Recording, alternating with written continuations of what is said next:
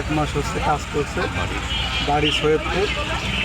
আজকে সকালে মিক্সার মেশিনে একটা অ্যাক্সিডেন্ট হয়ে মারা গেছে। যিনি মারা গেছে ওনার বয়স কেমন হবে? ওনার বয়স হলো 16 বছর। ঠিক মানে অবস্থা খুবই দুর্গম। আচ্ছা, ওই ছেলের সাথে কয়জন ছিল যখন কারখানায় কাজ চলে? তখন 2 জন আছে। পরে মনে হইতে পাইছে হয়তো খেয়াল ছিল। আশা কোথায় ওনার? ভাই বোন এখানে